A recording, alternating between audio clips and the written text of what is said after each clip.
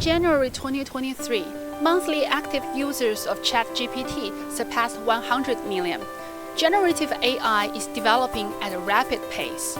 Technology giants in many countries are increasing investment in AI research and development and accelerating the integration of products with AI. AI brings opportunities and is expected to reshape multiple industries, but unpredictable risks and challenges accompany it. China has proposed the Global AI Governance Initiative to provide a Chinese solution for managing AI. On February 6, twin earthquakes measuring 7.7 and 7.6 on the Richter scale struck southern Turkey near the Syrian border, killing over 50,000 people in Turkey and more than 1,000 in Syria. After the disaster, China immediately sent rescue teams to Turkey and provided batches of emergency humanitarian supplies to those in need. On March 10, Saudi Arabia and Iran agreed in Beijing to restore diplomatic ties after 7 years.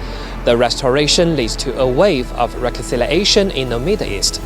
The momentum for easing tensions and seeking development as cooperation in the region has gained steam, showing that resolving differences through dialogue and consultation is in line with people's aspiration and conforms to the interest of all countries. In March, some US and Western politicians trumpeted the so-called de-risking, not much different from the logic of decoupling. The world economy is still plagued by high inflation, weak demand, and sluggish trade and investment growth. The ultimate result of de-risking will only be decoupling from opportunities, cooperation, stability, and development.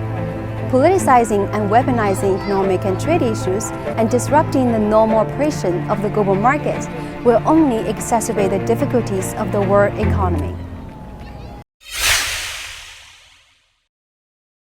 On August 24th, the BRICS cooperation mechanism witnessed a historic expansion as countries including Saudi Arabia, Egypt, the United Arab Emirates, Iran, and Ethiopia were invited to join the BRICS family. In September, the G20 accepted the African Union as a new member. With the growing strength of developing countries and the irreversible trend of the rise of the Global South, the call for unity, cooperation, and common development has never been stronger. As the world's largest developing country, China is an ex-official member of the Global South.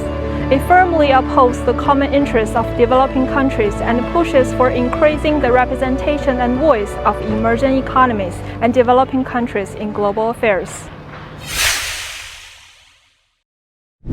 On August 24th, Japan started its ocean discharge of nuclear-contaminated wastewater from the crippled Fukushima Daiichi nuclear power plant, despite strong opposition from the international community. The ocean discharge, which will continue for at least 30 years, saw over 23,000 tons of nuclear effluent dumped into the sea this year. The move has brought up mounting uncertainties about its cumulative effects, as many of the radionuclides released will persist. The discharge is by no means a domestic matter for Japan, but a major concern for the entire world's marine environment, public health, and common interest. A new round of fighting erupted between Israel and Palestine on October 7, resulting in a humanitarian crisis with more than 20,000 civilians killed in Gaza and 1,200 in Israel. The international community has been calling for a protection of civilians and an immediate ceasefire. The global landscape has been volatile due to the current tensions in various hotspots around the world, such as the Ukrainian crisis, armed conflicts in Sudan, and political upheavals in Niger and Gabon.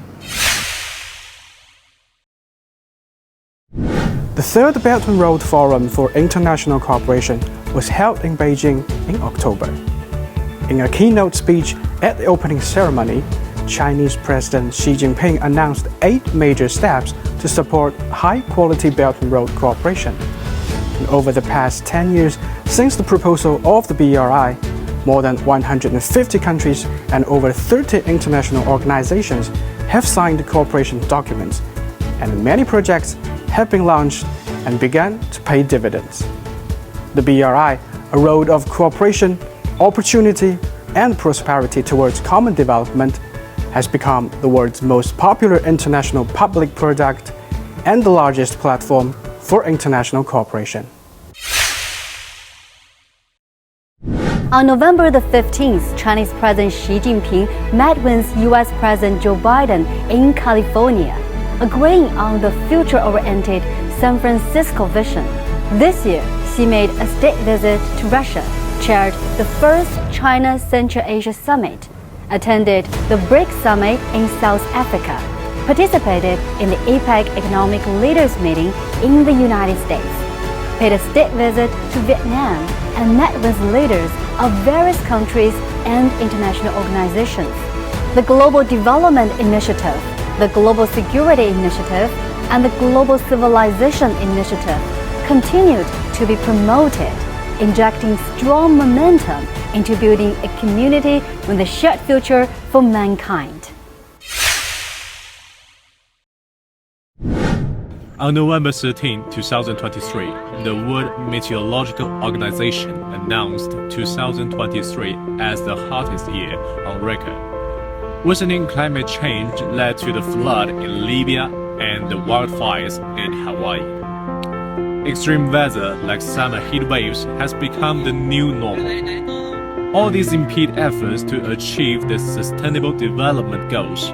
The United Nations Climate Change Conference in Dubai conducted the first global assessment of the Paris Agreement.